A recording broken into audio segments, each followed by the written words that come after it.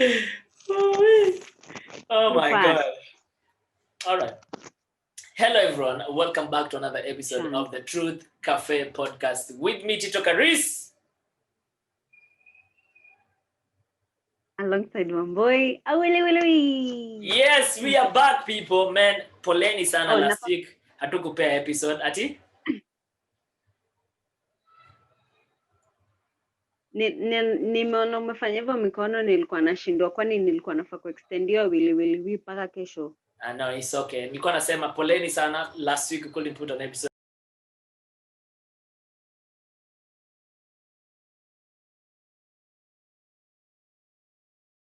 There's just something. I told you this is my life. Sinanga life, mimi. So when I don't put up an episode, I am so heartbroken. But due to unforeseeable circumstances, so zingine life happens, man, and there's nothing you can do about it, really. So trust me, ukiona tujaeka episode, trust me, we have a very damn good reason as to why we don't have an episode. All right? So now that that's off the park, another thing I need to address, sijui kama unasikia sauti yangu ikiwa rasmi nikana napoteza sauti. Unasikia hivyo? Ndo umefika adolescence sama? Apana. So I was watching the Tottenham and Arsenal game, and I've been shouting a lot. Nimeshout sana. So sauti yangu kidogo koromeo imekauka. Kigugu.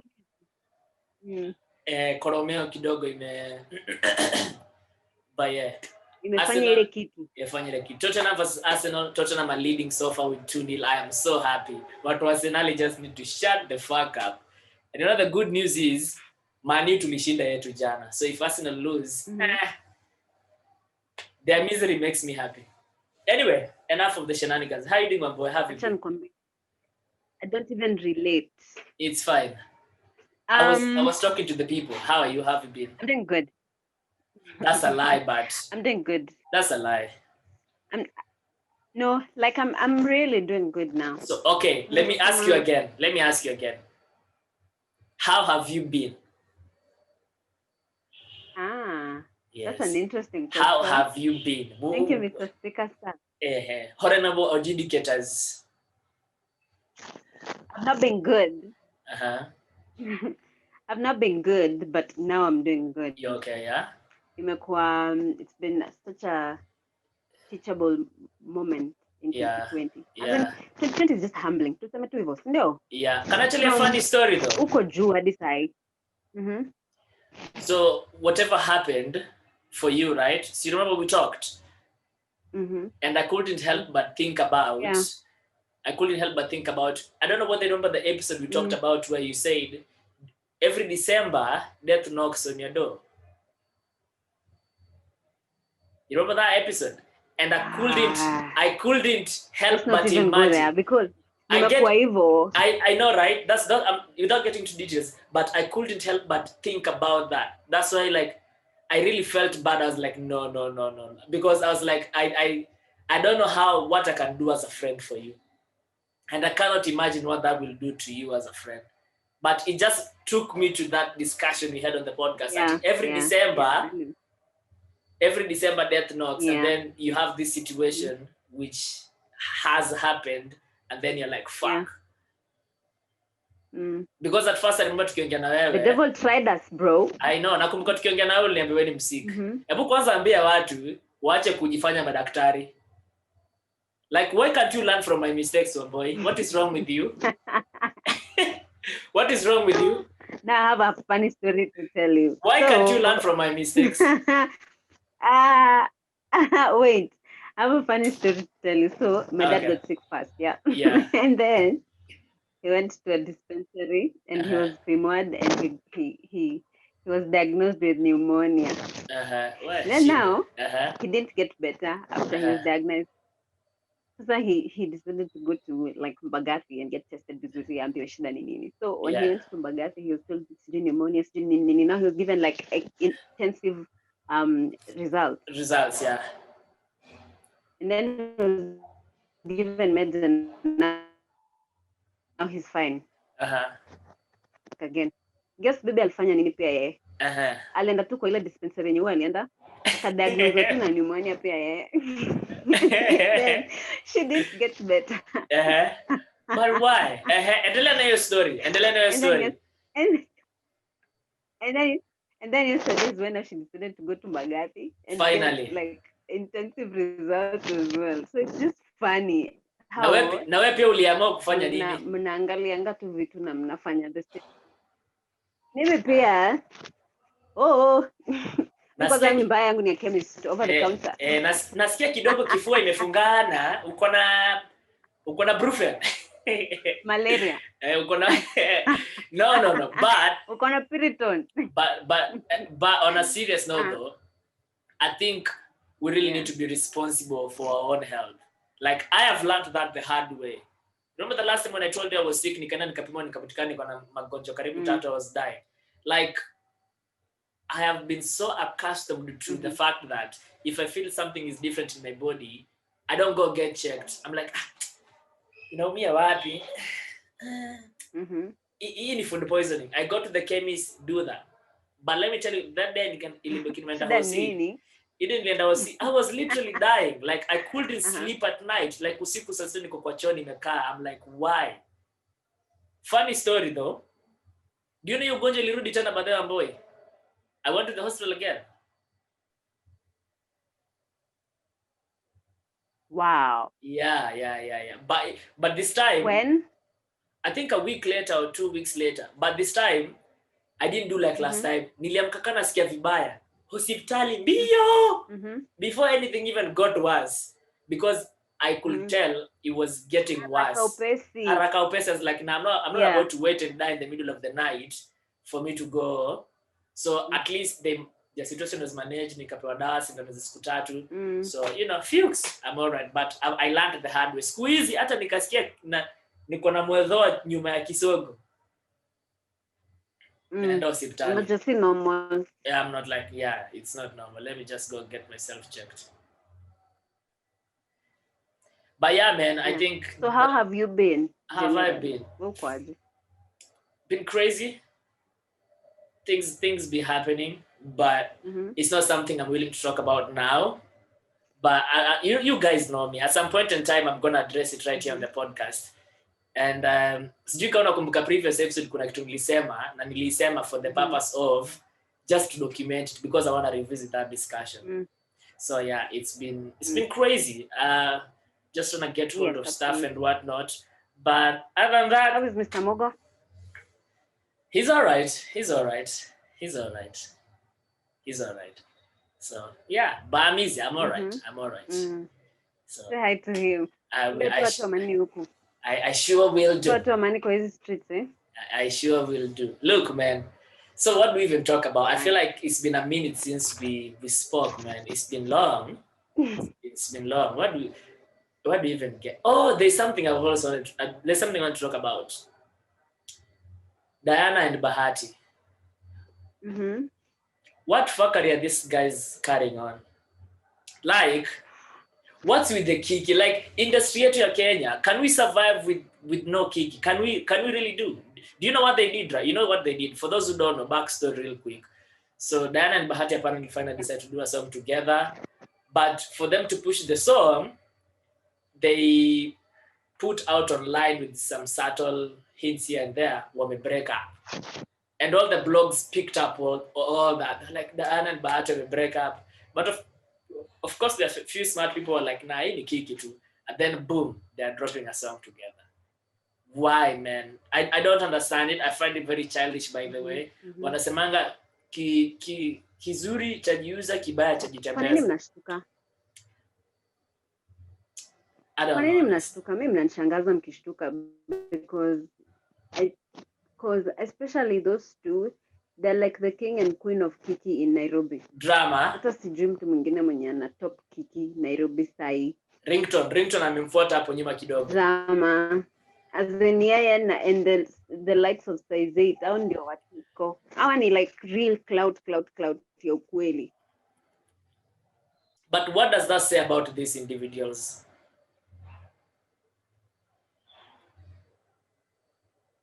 It doesn't have to say anything.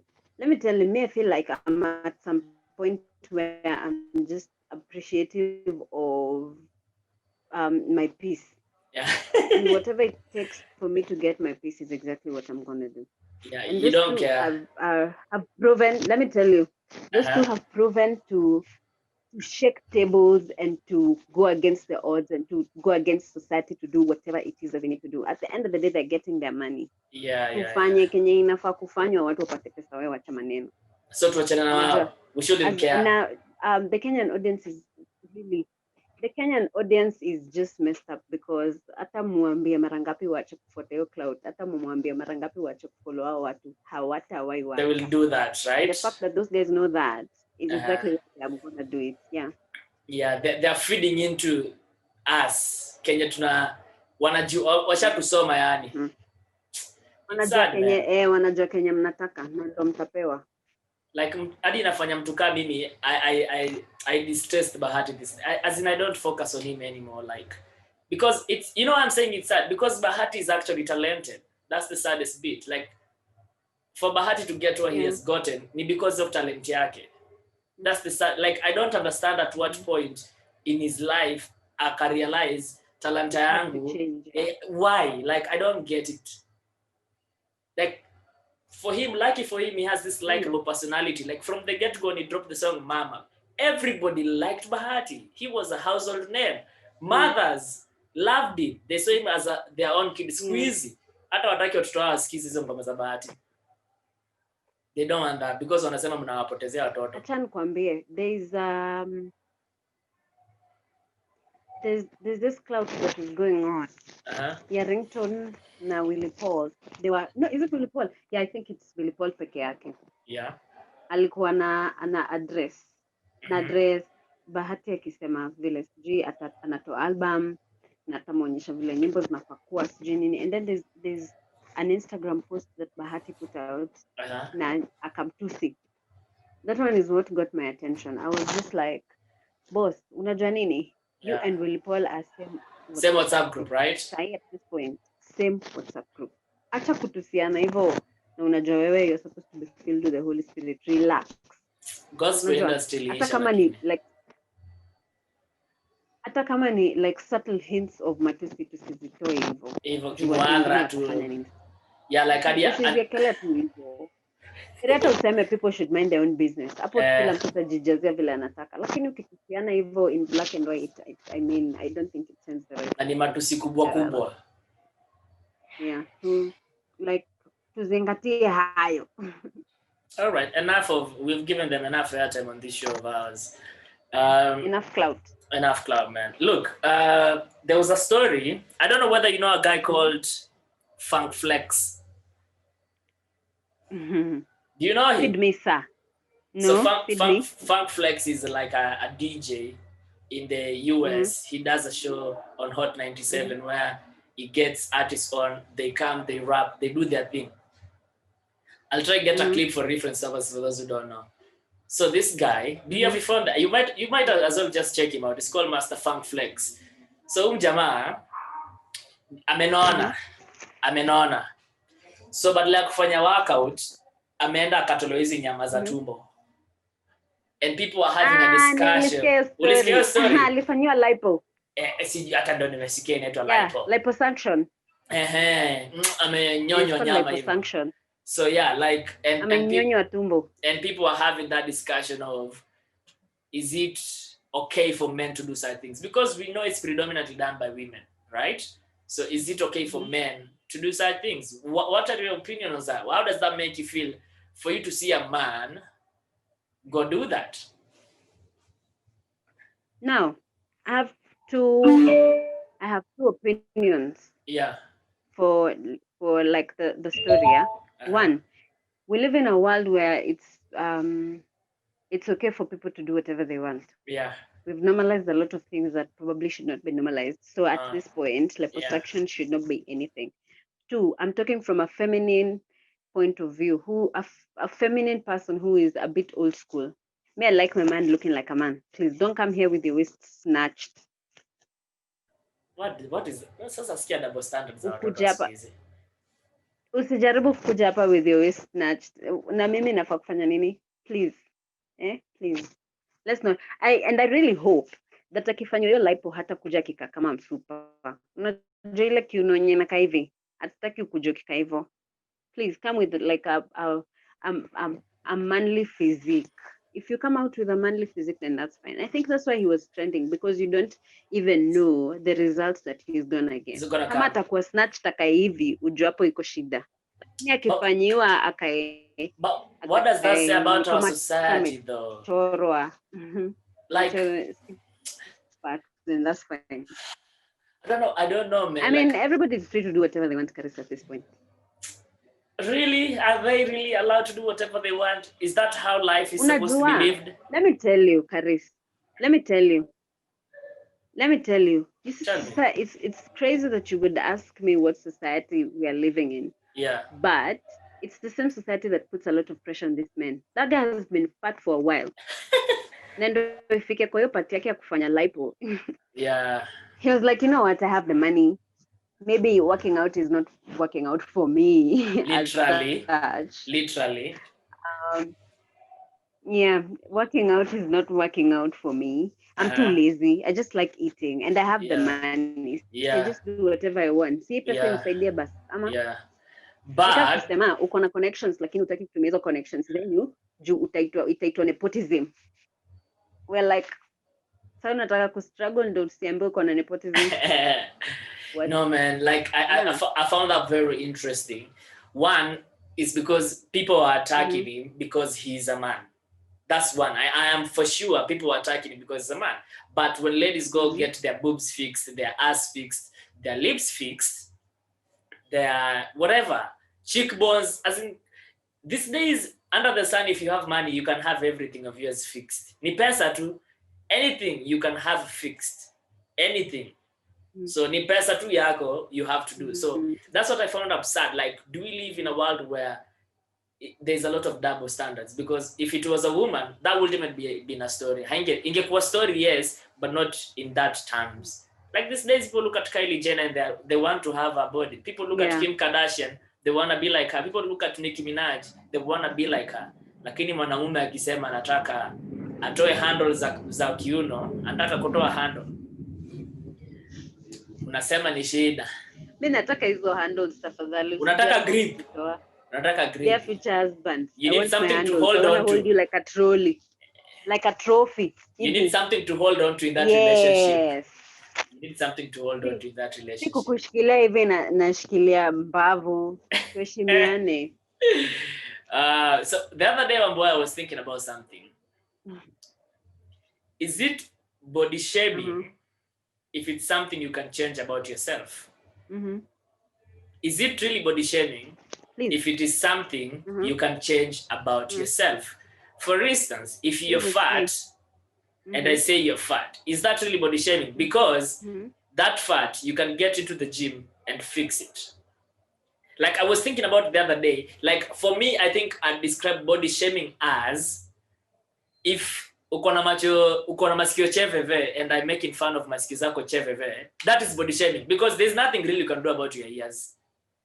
Unaget, kama uko na meno zako zimeachana kama grill za jela and I make fun of that, there's nothing really, you are born that way. If it's because you're too tall or too short, that is body shaming because you cannot change about that. But if you're fat, bitch, you fat, go to the gym and work out. Like, what do you think of that? Like, it's something I thought about, and I was like, is it body shaming if it's something you can change about yourself? Because you've made a conscious decision to be the way you are. It's blunt. Zima hiyo kitu. What do you make of that? You do realize si watu wenye wote wanakuanga wanono wana Carry on. You do realize si watu wenye wote wanakuanga wanono kwa kukula. Yeah, I know that, and you know there are those extreme cases. Like I don't want to give an example locally, but there has been a celebrity in Kenya who she's always the target. Wow, bro. She's always the target. You get what I mean? And at times I look at her and I'm like, hukuzaliwa hivyo. You get what I mean? Like I'm sure you can if at all it bothers you like that, nitakwambia baadaye. I don't want to say their name here. But bwanake I know who it is. Bwanake anajipendaga kuact kama mama mara mingi. Bwanake akona love handles hata umemjua? Like kwanza tumeona jani yake tangu kwa mskini hadi kwa vile anatosha na sahi. Relax day. So I was looking at her and I'm like, okay, fine. People really don't need to have an opinion on you, but the way you look, you really have a choice to change that. You can change how you look, because hakuzaliwa hivyo. Like we know cases of people who have obesity as a problem in their family. There are those cases. We know of those cases. Lakini some of y'all just eat terribly, do not know how to manage your lifestyle. You don't work. We're from point A to B ni nduthi, Uber, hata choo kidogo bebo na nduthi. Just work out. So I thought about that so hard, and I was like, yeah. I feel like this conversation is very close to your heart. Are you trying to target somebody, sir? No. As in ni venye hii kitu ya venye umesema tu, hii kitu ya siku hizi tuko na let people do what they want. Kuna watu wana misuse hiyo kitu. Here's body shame. Here is how I will define body shaming. Body shaming is when you tell somebody the truth, but you don't say it in like a kind way. Okay. I hear you. Like when you come and call somebody fat, well, by the way, unafanana na nando that is what body shaming is. But hata kiwa mnono kama huyo madam unasema alafu muambie alafu kwa mnono kama huyo madam unasema ukuje muambie siweni mfik. Unajua umemwambia hivyo na umemwambia ni mnono, lakini umemwambia in a kind way. That is not body shaming. But when you say it in like a mean way, which is the truth, so that's when it becomes body. So body shaming in this case tunaweza sema ni if it's something, one, if you use the wrong words to tell someone the truth. As much as it's the truth, you need to find the right words to say it. Is that what you're saying? Okay, fine. When you say that, it makes a lot of sense. I hear what you're saying. But yeah, man, like it just got me thinking. And like, let me give you an example. Yeah. When you tell somebody you've grown fat. Yeah. Versus when you tell somebody you've gained weight. So choice of words is very important. Choice of words. It's called diction. Okay, so guys, when it comes to body shaming, as much as you're telling someone the truth, just speak your words carefully, Try and be sensitive. Okay, I hear what you're saying, because I guess, again, if you go with my definition, that will give people a lot of room to be abusive and mean to the person. As much as they can change that condition, there are people who will still use that as like attacking that person. All right, man. Okay. Yeah. We're going to leave it at that. We're going to keep it short and sweet. This is not how we really like doing this podcast. Tunataka kukua physical. We will be back. We want to be face to face, We will be back. This is just to let you know what has been going on, to let you know that we are still here. And look, guys, make sure you like, comment, subscribe. This is the place to be. This is Truth Cafe podcast. Make sure you tell someone about us. That's it. Yes. Shout out to...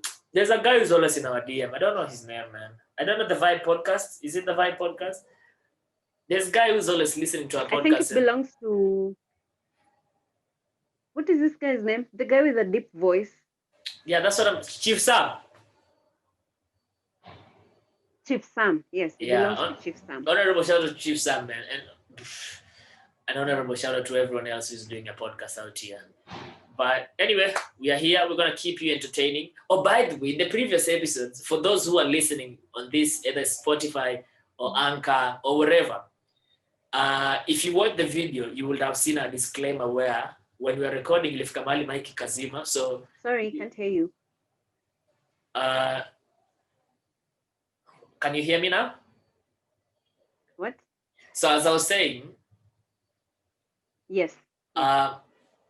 For those who listen to the previous episode, and if you listen to this on Anchor, if you listen to the audio only, on the video bit, we put out an apology for saying sorry for the bad audio quality. lakini watu walikuwa wanasikiza hawakukuwa na hiyo disclaimer. So amesikiza audio vizuri, boom, sauti ikaanza kuwa mbaya. So so I had to put it out there. On the video we put an apology because at some point in time the mics went off, but we had a backup, and the backup yes, so the backup ndio ilikuwa na hiyo quality mbaya. So my uncle alinipigia kelele ananiambia hizi ni nini sasa wewe unatuwekea hapa? Because for him he likes listening. So I was like, bro, apologies. So nonetheless, it is what it is. I hope you enjoyed the episode. Ni content. Sikiliza Kenya tunasema. I hope you enjoyed and I hope you had a good time. All right, man. We're going to leave it at that. Have yourselves a lovely week. The festive season is here. I can't wait to wrap up my year, man. I can't wait to wrap up Truth Cafe, whatever things I'm shooting. Niende tu nyumbani to be. I can't wait. Nenda ushago. Definitely, man. Definitely. I have to. I'm not sure, actually. I may or may not. But as of now, yes, I'm going. I'm going. All right, man. One boy will talk. Probably hope to see you later on this week for the recording of the next episode, but we'll keep in touch and see how that goes. In the meantime, stay blessed, stay strong. How that goes. Well, mimi nasikia njaa. Guy, bye bye.